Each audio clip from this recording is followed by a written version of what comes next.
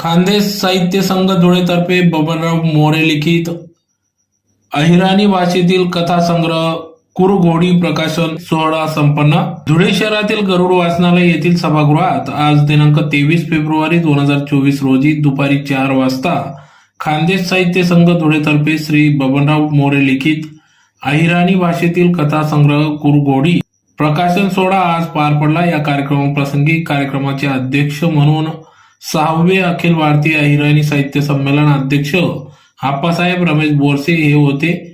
तर पुस्तक प्रकाशन 5वे अखिल भारतीय अहिराणी साहित्य संमेलन धुळेचे अध्यक्ष सुभाष अहिरे यांच्या हस्ते पुस्तक प्रकाशन करण्यात आले.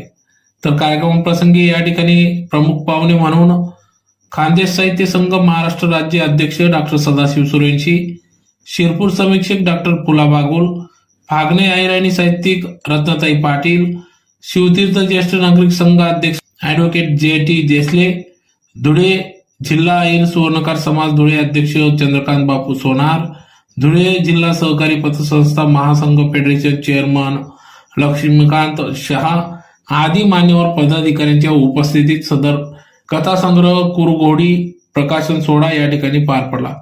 या कार्यक्रमाप्रसंगी या ठिकाणी अहिराणी कथा साहित्य दरबारातील मानकरी म्हणून दोंडाच्या कादंबरी लेखक सुरेश मोरे, खेडी अंमनेर गीतकार शाहीर नानाभाऊ पाटील, शिरपूर एकांकिका लेखक बी.पी. राजपूत, धुळे कवी तथा निवेदक जगदीशदादा देवपूरकर, पुण्याचे डॉक्टर ज्ञानेश दुसाने यांचा देखील सन्मान सत्कार सोहळा या ठिकाणी पार पडला.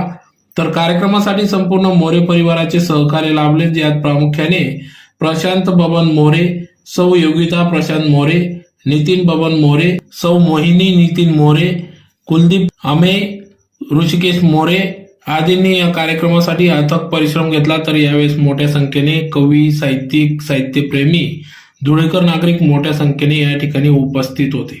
तर या कार्यक्रमाचे आभार सौ मोरे यांनी मानले.